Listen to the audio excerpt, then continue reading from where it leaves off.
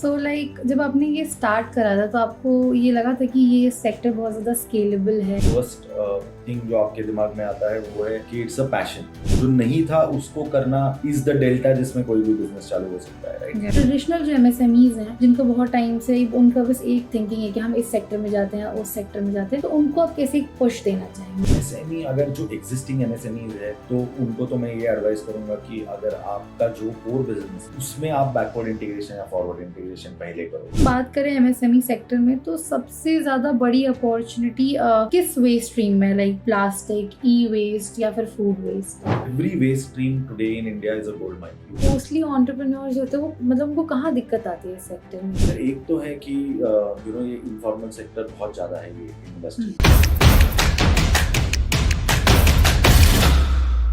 नमस्कार, फिर से आपका स्वागत है हमारे शो एमएसएमई इस हफ्ते में। आज हमारे साथ ऐसे एक्सपर्ट मौजूद हैं जो सर्कुलर इकोनॉमी पे काम कर रहे हैं, जो एलिमा कंपनी के फाउंडर हैं। उसी के साथ ये सस्टेनेबल इनोवेशंस लाते रहते हैं। तो स्वागत करते हैं अभिषेक अगाशे का। स्वागत है सर आपका। हाय हाय। तो आप व्यूअर्स को थोड़ा सा अपने बारे में शॉर्ट इंट्रोडक्शन देना चाहेंगे प्लीज? यस, तो I am the founder of Elima. We are a circular economy startup. हम रिसाइकलिंग, रिफर्बिशिंग, रिपेयरिंग का काम करते हैं, प्राइमरी इलेक्ट्रॉनिक्स, प्लास्टिक्स और मेटल्स के अंदर। एंड ये कंपनी चालू करके अभी हमको 3 साल हो गए। एंड मेरे 2 को फाउंडर्स भी है, मोहित और कश्यप, और हम तीनों ने मिलके फिर ये बिजनेस चालू किया है। And I been in this field since 2017-18। मैं सर्कुलर इकोनॉमी में ही काम कर रहा हूँ। तो what was the idea behind मतलब चूजिंग दिस एरिया? तो मैं जब यूके गया था to do my master, so I am basically an engineer, BTech, Okay. Not a very good engineer, I am like any other Indian engineer, but जब मैं UK गया 2014-15 में, तो Yeah. तब मैंने रियलाइज किया that there is a thing कि built environment कितना अच्छा हो सकता है। एंड मुझे ये लगा कि as Indians we also deserve कि हम ऐसे सिटीज में रहे which are cleaner. Yeah. And around that time digital penetration बहुत चालू हो गया था। All the large e-commerce players had come. Food delivery was kicking in quite a Yeah. lot. And what I realized was that the future of the world is digital.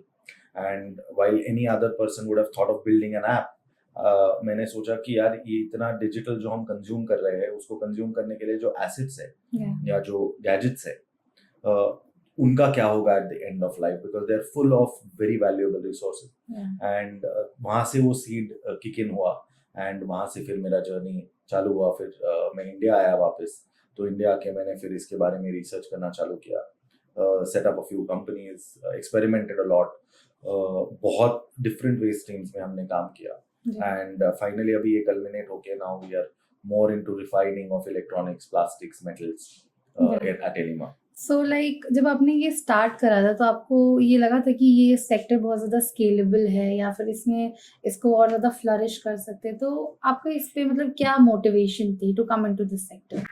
सो जब idea आया मुझे, तो initial idea पे इतना scalability का कोई नहीं सोचता है, लाइक एज एन एंटरप्रेन्योर या जब आप कोई बिजनेस चालू करना चाहते हो तो फर्स्ट थिंग जो आपके दिमाग में आता है वो है कि it's a passion. Yeah. Passion भी नहीं बोलूंगा मैं, it's a seed. Like my motivation was कि can I make India cleaner, मैं इंडिया को साफ कर सकता हूँ क्या? जो नहीं था उसको करना इज द डेल्टा जिसमें कोई भी बिजनेस चालू हो सकता है, right? Yeah. After digging in मुझे रियलाइज हुआ कि यार स्क्रैप का जो मार्केट है या रिसाइकलिंग का जो मार्केट है, that's a huge economy. It's couple of $100 billion a year in India itself, right? Just क्या था कि वो बहुत इनफॉर्मल वे में ऑपरेट होता है, राइट? सो हम लोग कबाड़ी को सामान बचपन से जनरेशन से बेचते आ रहे हैं, राइट? सो अगर आप मार्केट, ओवरऑल मार्केट साइजिंग जो बोलते हैं, वो जब मैंने बाद में जब मैंने डिसाइड किया कि मुझे बिजनेस करना है, तो फिर मैं उसके डीप में जाना चालू किया कि इसका मार्केट साइजिंग कितना है, पोटेंशियल क्या है। तब मुझे रियलाइज हुआ कि the market is huge, it is up for taking. And just like any other economy, when you start moving towards development, a lot of the informal जो sectors होते हैं वो formalize होना चालू होते हैं, Yeah. right? That happens in every economy, in every industry. So I thought कि now is the right time, it's the right time for recycling as an industry to Yeah. formalize even more. ऐसा नहीं था कि कोई भी formal players नहीं थे, formal players थे, बट गैप दिखा मार्केट में। And definitely yes, I thought it was a very scalable opportunity. And not only India, it's a global thing. Yeah. Anything that we consume will go to waste, right? At some point it becomes end of use or end of life. तो India में ही नहीं but एक global scalable company बना सकते हैं, ये इसका थोड़ा आइडिया। लेकिन अगर हम बात करें ट्रेडिशनल एमएसएमईज की, तो people are still not aware about this sector कि इसमें करना चाहिए, क्योंकि लोग उन्हीं सब चीज़ों के बारे में ज़्यादा जिनका बहुत इजी वे है या डिजिटल वे है। तो हम ट्रेडिशनल जो एमएसएमईज हैं जिनको बहुत टाइम से उनका बस एक थिंकिंग है कि हम इस सेक्टर में जाते हैं उस सेक्टर में जाते हैं, तो उनको आप कैसे पुश देना चाहेंगे कि this sector is also very great?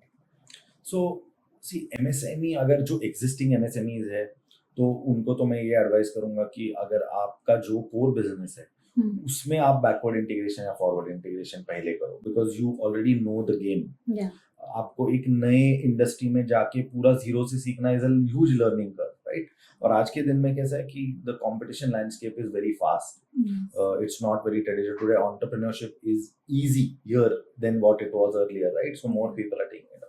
तो पहले तो मैं ये बोलूंगा कि अगर आप मे बी आप एक एमएसएमई ओनर हो तो आप वही इंडस्ट्री में अपस्ट्रीम या डाउनस्ट्रीम देखो आप कैसे जा सकते हो। बैकवर्ड इंटीग्रेशन रॉ मटेरियल्स का आप कैसे कर सकते हो, या फॉरवर्ड इंटीग्रेशन आप पैसा तभी बनाओगे जब आप मोर मूव होंगे towards creating value added products, right? In terms of sustainability या सर्कुलर इकोनॉमी, यस, अगर आपका बिजनेस इज अराउंड मटेरियल्स, आपका business is around trading, things like that, then you can definitely explore. अगर आप logistics company चलाते हो मान के चलो, तो circular economy is nothing but supply chain management है। तो इसमें लॉजिस्टिक्स का बहुत एक बड़ा रोल आता है, वेयर हाउसिंग का रोल आता है, डिसेंट्रलाइज्ड इंफ्रास्ट्रक्चर क्रिएट करने का बहुत रोल आता है। तो अगर ऐसे सेक्टर्स में आप इन्वॉल्व हो तो then you can definitely look at this sector and enter this sector because it's a huge opportunity. तो जैसे हम बात करें सर्कुलर इकोनॉमी की, तो आप शॉर्ट में थोड़ा हमारे व्यूअर्स को एक्सप्लेन कर सकते हैं कि what is actually circular economy is? So circular economy basically एक इकोनॉमिक कॉन्सेप्ट था, right? It's a macro economic term जिसको बोलते हैं। उसका अगर आप रियल लाइफ इम्प्लीमेंटेशन देखोगे या बिजनेस इम्प्लीमेंटेशन देखोगे, it is nothing but supply chain management, जहाँ पे कोई भी प्रोडक्ट हो या कोई भी मटेरियल हो उसको हम इन्फिनाइटली यूज और रीयूज कैसे कर सकते हैं, और उसको ऑर्गेनाइज करने के लिए जो सप्लाई चेन लगता है उसको सर्कुलर इकोनॉमी बोलते हैं। So it is nothing but circular economy is nothing but rearranging of supply chain from linear, मतलब स्ट्रेट सप्लाई चेन की आप बना रहे हो, आप उसको प्रोड्यूस कर रहे हो एक प्रोडक्ट को, आप उसको यूज कर रहे हो और आप उसको डिस्पोज कर रहे हो। उसकी बजाय आप उसको प्रोड्यूस करो, आप उसको यूज करो, आप उसको रीयूज करो, फिर आप उसको रिफर्बिश करो, फिर आप उसको रिसाइकिल करो और फिर उसको वापस प्रोड्यूस करो। So it becomes a circle. So it is infinite. Circle has no ending point, right? Yeah. So that's why it's called a circular economy. So अगर हम बात करें एमएसएमई सेक्टर में, तो सबसे ज्यादा बड़ी अपॉर्चुनिटी किस वेस्ट स्ट्रीम में, लाइक प्लास्टिक, ई वेस्ट या फिर food waste? See, every waste is an opportunity. Okay, India में आज अपना पॉपुलेशन इतना ज्यादा है, our consumption is very low per capita। अगर आप हमारा कंजम्पशन देखोगे तो बहुत लो है। अगर आप अभी के गवर्नमेंट के स्कीम्स भी देखते हो, अगर गवर्नमेंट का पुश देख रहे हो तो it is more towards powering consumption, income tax कम करना, that is a move to increase consumption. तो जैसे पर कैपिटा इनकम इंक्रीज होता है एंड इकोनॉमी मोर फॉर्मल की तरफ बढ़ता है and your middle income sector is rising, consumption increases, right? You spend on disposable things. So when consumption increases, waste increases, right? So every waste stream today in India is a gold mine. You can enter e-waste हो या plastics हो, of course every waste stream एक अपना अलग challenge लेके आता है, supply chain का, collection का, processing का, technology का, but opportunity सब में है। plastics is a big opportunity. Packaging हो या इंजीनियरिंग प्लास्टिक्स हो, हम इंजीनियरिंग प्लास्टिक्स पे काफी R&D कर रहे हैं। We are launching a line of recycle granules and plastics, so वहाँ पे टेक्नोलॉजी इंटरवेंशन है। ई वेस्ट एक बहुत ही ज्यादा कॉम्प्लिकेटेड वेस्ट स्ट्रीम है because it is not a single material waste. Single material मतलब मैं बोल रहा हूँ कि अगर आप मान के चलो आप पेट बॉटल्स कलेक्ट करते हो, पेट बॉटल मतलब आपके जो बेवरेज के बॉटल आते हैं, पानी का बॉटल प्लास्टिक का, वो एक सिंगुलर प्लास्टिक है, वो सेम मटेरियल से बना हुआ है बॉटल। तो आप एक ब्रांड का लोगे या दूसरे ब्रांड का लोगे, उसका कॉम्पोजिशन सेम है। इलेक्ट्रॉनिक्स में कैसे होता है, electronics is very complicated because उसमें बहुत सारे materials are interconnected with each other. Metals भी है, मेटल्स में अलग 4 किस्म 5 किस्म के मेटल्स है। प्लास्टिक्स है, प्लास्टिक्स में अलग प्लास्टिक्स है, रबर है, आपके पास मोटर्स है आपके पास, तो कॉम्प्लिकेशंस बढ़ते जाते हैं। राइट, बट अपॉर्चुनिटी बहुत है।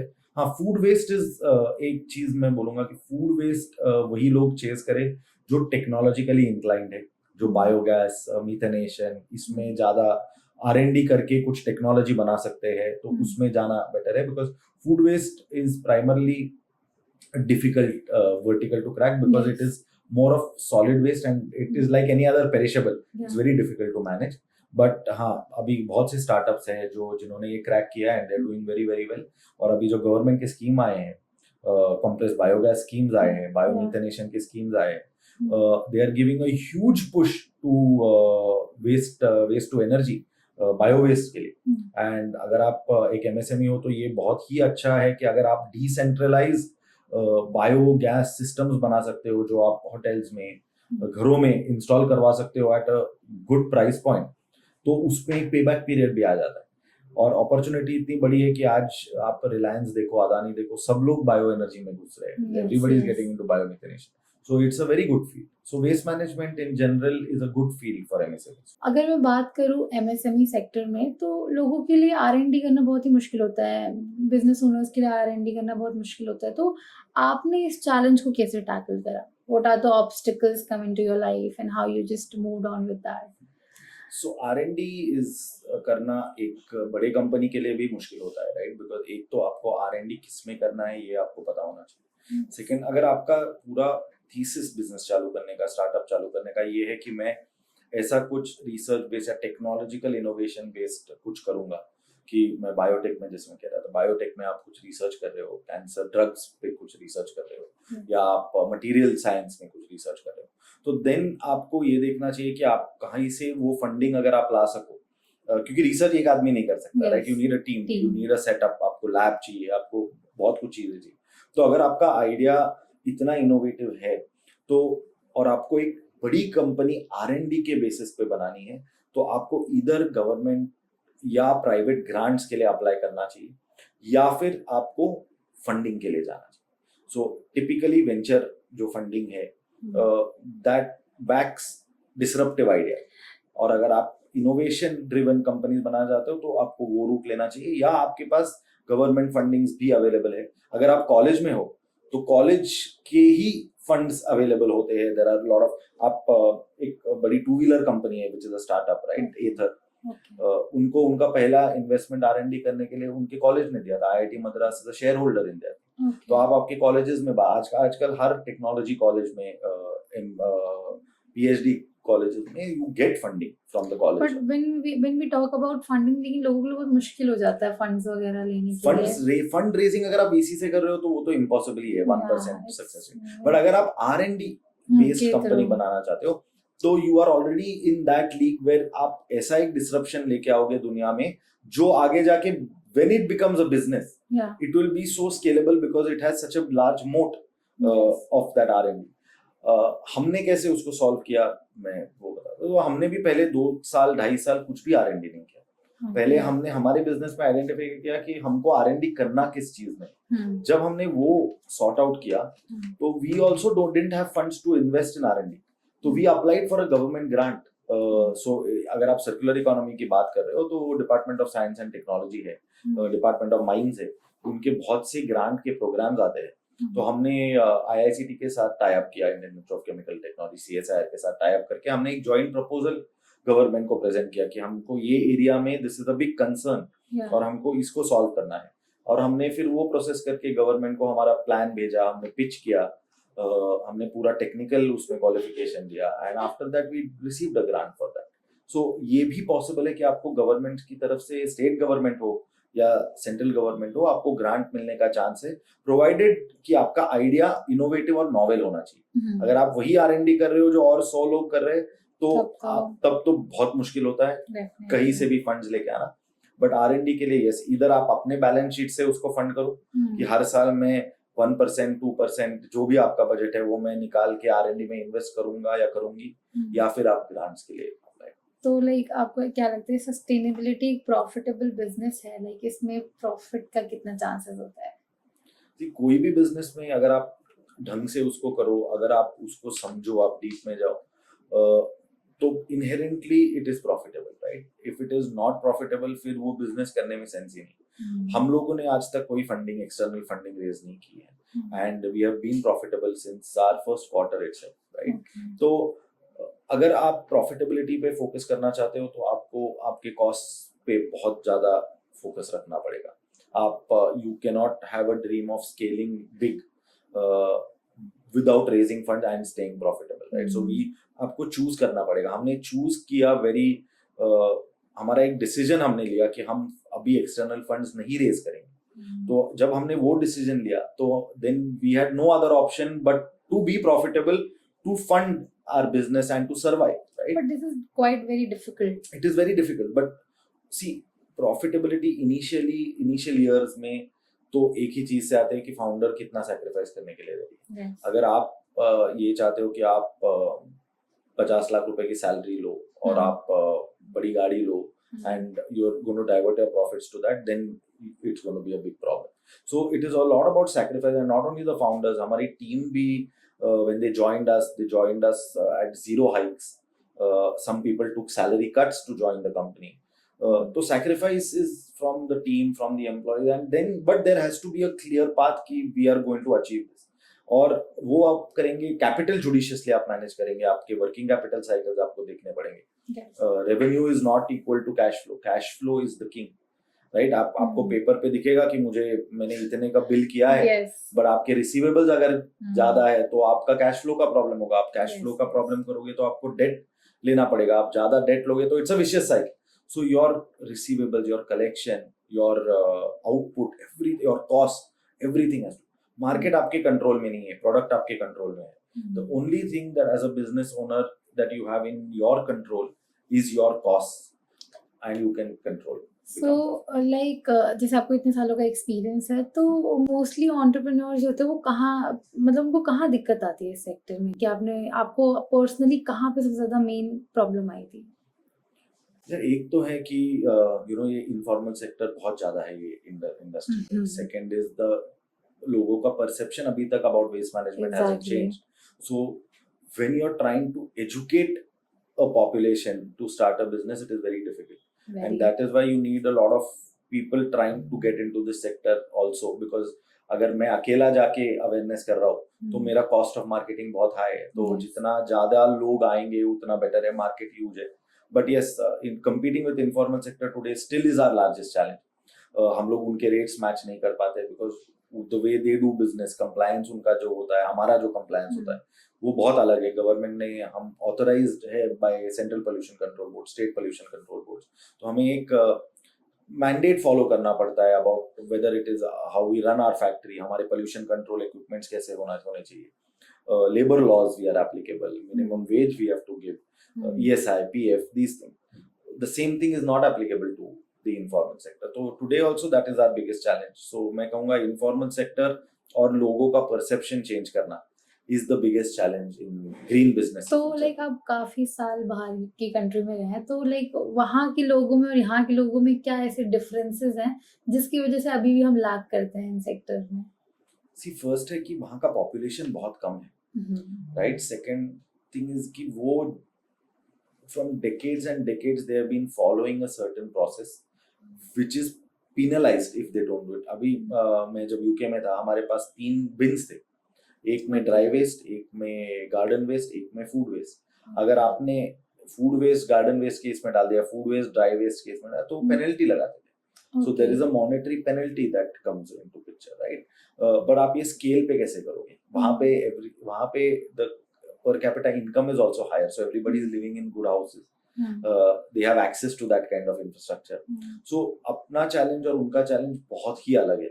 So उनके जो मॉडल्स है वेस्ट मैनेजमेंट के, वो अगर हम लोग कॉपी पेस्ट करेंगे, और हमने किए हैं, मेजॉरिटी सिटीज में बाहर के ही मॉडल्स कॉपी पेस्ट किए हैं, and everything has failed and it will continue to fail. And that's not only in waste management. आप कौन सा भी बिजनेस ले लो, इंडिया का बिजनेस मॉडल अलग होता है, फॉरेन का बिजनेस मॉडल अलग होता है. अब हमारे यहाँ for example quick commerce is thriving. Foreign में it doesn't thrive because the distances are large, our density of population है.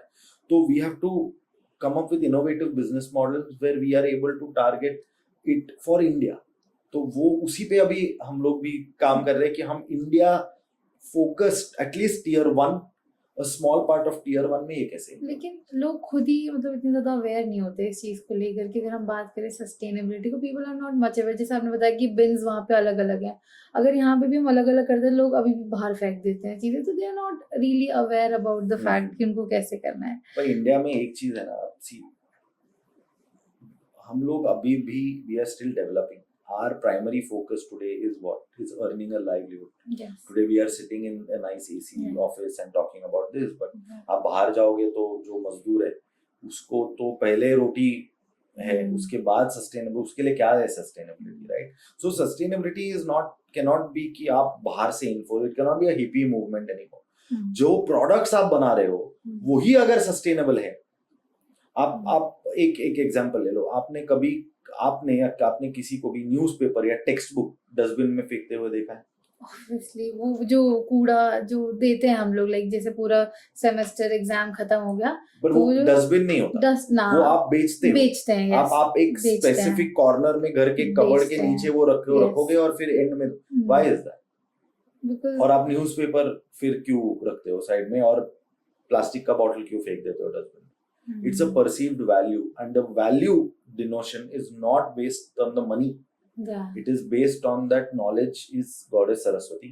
Yes. And मैं उसको डस्टबिन में नहीं, आप मोबाइल क्यों नहीं डस्टबिन में फेंक देते after use? Yes. But razor blade फेंक देते हो। तो it's a perception of value, and that perception of value has to change.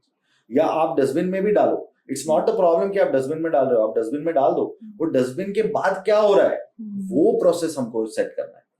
See, you cannot, मैं अगर आपकी लाइफ में फ्रिक्शन डाल दूंगा कि आपको 18 डिफरेंट टाइप्स ऑफ बिन में जाके हर चीज अलग, तो वो तो इंडिया में पॉसिबल नहीं। इंडिया में और and today the world is moving towards what? Convenience की तरफ मूव कर रहे हैं। हम घर पे बैठ के खाना मंगा रहे हैं, घर पे बैठ के कंज्यूम कर रहे हैं, कंटेंट कंज्यूम कर रहे हैं। तो अगर आप किसी के लाइफ में फ्रिक्शन डालोगे तो वो अडॉप्शन नहीं होगा। द फर्स्ट माइल, जो मैं हमेशा बोलता हूँ कि फर्स्ट माइल एक्शन सेम होना चाहिए कि आप ले रहे हो डस्टबिन में डाल रहे हो, मे बी आप 2 डस्टबिन में ही डाल रहे हो सिर्फ, बट वो डस्टबिन में डालने के बाद क्या हो रहा है, that is where the innovation is. But people are not exactly aware. वो उठा करके आजकल वही तो बात है कि डस्टबिन में भी नहीं डालते, वो चलते चलते फेंक दिया। इतने सारे लॉज हैं, एक्चुअली गवर्नमेंट भी इस पे इतना स्ट्रिक्टली काम नहीं कर रही है।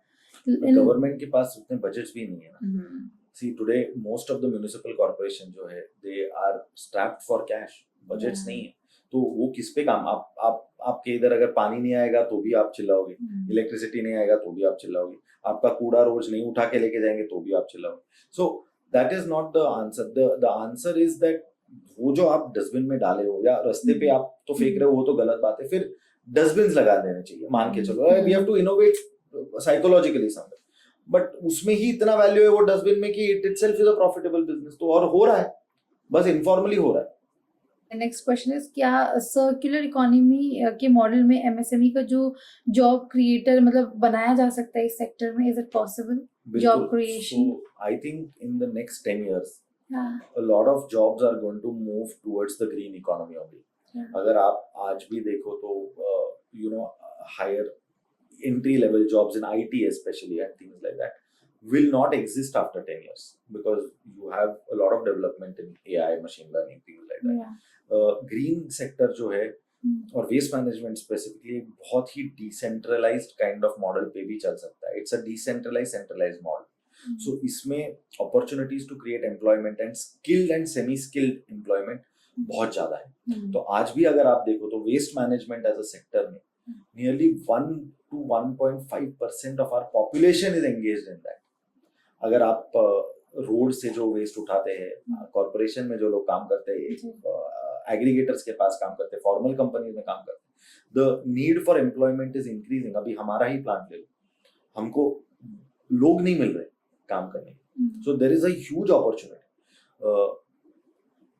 there can be a great opportunity for someone to start a business where they are training people specifically for green jobs, whether that is energy, whether that is recycling, dismantling, waste management, solar installation, things like that. So जैसे आपके IT training institutes होते हैं, वैसे ही you can start a green jobs training institute जहाँ पे आप local industries को man people are not actually aware about it कि इसमें भी और जॉब अपॉर्चुनिटीज हैं, तो आप एक बार बता सकते हैं कि इसमें क्या क्या जॉब अपॉर्चुनिटीज एक्चुअली हैं, ताकि लोग थोड़ा सा इससे एजुकेट हो कि हाँ, IIT डॉक्टर इन सब के अलावा भी हम इस सेक्टर में जा सकते हैं, देयर आर स्टिल अपॉर्चुनिटीज। तो मैं खुद IIT से नहीं हूँ, तो आप डेफिनेटली ये सेक्टर में आ सकते हो। बट सी कैसे होता है कि अगर एक सेक्टर है जो अभी वाइडली एक्सेप्टेड हो रहा है तो वो टॉप डाउन से चालू होता है। अभी आप मान के चलो कि हर Indian 90% of Indian household का एस्पिरेशन होता है कि हमारा बेटी या बेटा IIT जाए या IIM जाए। IIT has started a MTech in e-waste management. IIMs have started a MBA in sustainability. Why have they started it? क्योंकि ग्लोबल डिमांड है इसकी, राइट? तो अगर आप एक MSME हो या आप एक बिजनेस चालू करना चाहते हो तो आपको ये सेक्टर है, एनर्जी सेक्टर है, huge opportunity, solar, commissioning, decommissioning, EPC contracting आप कर सकते हो, मैन्युफैक्चरिंग है, मैन्युफैक्चरिंग के अलाइड इंडस्ट्रीज बहुत होते हैं, तो जो लार्जर मैन्युफैक्चरर्स है उनको भी सप्लायर्स की जरूरत है, right? So there are lot of allied industries that are developing, wind is developing, geothermal हो रहा है, वेस्ट मैनेजमेंट में हो रहा है, वेस्ट मैनेजमेंट में सेग्रीगेशन में काफी मैन पावर की रिक्वायरमेंट होती है, technology, machinery manufacturing, shredders, the equipment that is needed to recycle. आज जो भी इक्विपमेंट हम खरीदते हैं रिसाइकलिंग करने, वो पूरे MSMEs ही बना रहे हैं। There is no global large MNC that is manufacturing, there are 1 or 2, but वो इंडिया में अफोर्डेबल ही नहीं है। आप बाहर से मशीनरी लेके यहाँ पे सेटअप अगर करोगे तो आप कभी प्रॉफिटेबल ही नहीं होगे। तो उसमें बहुत ज्यादा स्कोप है to even come in as a technology player जो मशीनरी मैन्युफैक्चर कर रहा है। तो जो लोग मशीनरी मैन्युफैक्चर कर रहे हैं, they can definitely look at this sector and innovate in that and come up with plant and machinery to manufacture that. तो सोलार है, विंड है, रिसाइकलिंग है, रिपेयर। अगर आप आज देखते हो तो मोबाइल शॉप्स, रिपेयर शॉप्स जो होते हैं laptop, they're all MSMEs, they're small shops who are doing huge volumes, right? So there is a huge potential to get into the circuit because it's not only recycling, आप repair है, refurbishing है, logistics है, first mile logistics है, last mile logistics है। आप refurbished, अभी हमारा एक ब्रांड है फ्लिपबॉक्स बोल के, we sell refurbished laptops, okay, with a 1-year warranty. So now as a part of our initiative also we are looking for franchisees to take up our store franchises in tier 2 tier 3 cities. तो आप ये भी opportunities explore कर सकते हो। e-commerce में आप जा सकते हो where you are taking franchisees and selling refurbished product. It is not only in electronics, आप furniture बेच सकते हो। lot of opportunities there in e-commerce. So like eight the end of the podcast मैं आपसे पूछूंगी ऐसी कौन सी 3 चीजें जो आप अपकमिंग एंटरप्रेन्योर्स को देना चाहेंगे कि ये चीज आपको फॉलो करनी चाहिए? एक फॉलो तो यार, एक तो आपको you should be interested in what you are doing, because पैसा तो नहीं आएगा स्टार्ट में, तो अगर आपको इंटरेस्ट नहीं है तो यू विल फिजल आउट। पैसा तो मुझे लगता है इतना किसी सेक्टर में नहीं है until unless you are like highly educated, बहुत ज्यादा। नहीं ऐसा कुछ नहीं है। बहुत ऐसे ज्यादा बहुत पढ़ाई। लोग हैं जो MSME सी, और पैसा मतलब मैं ये नहीं बोल रहा हूँ कि अंधाधुंध पैसा होना चाहिए और हजार करोड़ के term. Even if you are doing 10 crore 5 crore profitably, आप अगर 5 करोड़ का धंधा कर रहे हो, आपका 10% का पैट है, आप 50 लाख रुपए घर लेके जा रहे हो, that's as good as getting a 1 crore to 1.5 crore salary job, right? So it doesn't matter. मैं उस स्केल में नहीं बात कर रहा हूँ। मैं ये बोल रहा हूँ कि आपको पहले तो इंटरेस्ट होना चाहिए। So pick your field very wisely because competition बहुत ज्यादा है, तो आपको इसमें लॉन्ग टर्म खेलना पड़ेगा। Second is finance sort out कर लो, तो आप ग्रांट्स अवेलेबिलिटी, आप बैंक से कैसे फंडिंग, अभी गवर्नमेंट का CGT MSE स्कीम्स है, credit guarantee schemes. Now there is a credit guarantee schemes for startups up to 20 crore, they are giving you a loan without any collateral. तो आपके पास ऐसा भी नहीं है कि आपके पास एसेट्स होने चाहिए। विमेन एंटरप्रेन्योर्स के लिए there are lot of schemes where a lot of government banks, PSUs are giving up to 50 lakhs without any just with an application they are ready to give. So today capital is available, talent is available. आप YouTube पे जाके, Google पे जाके सब सीख सकते हो, ChatGPT का सब्सक्रिप्शन ले लो, सब सीख सकते हो। So be a continuous learner, manage your finances well, be interested in what you're doing and be prepared to go deep. आप डीप जाओ, आप जो फील्ड में आप एंटर करना चाहते हो उसमें डीप जाओ, तो आपके पास रिसोर्सेज है नहीं है, आप फिर भी उसको स्केल कर पाओगे। So I think these are the 2-3 things, and tenacity. Just keep working hard and smart and enjoy life, I would say. Bas that's it. Like काफ़ी अच्छी चीज़ें सीखी आज हमने सर के साथ। बात करेंगे और भी नई चीज़ों के बारे में अपकमिंग पॉडकास्ट में। धन्यवाद, हमारे साथ जुड़े रहिए। आकांक्षा, एमएसएमई संपर्क।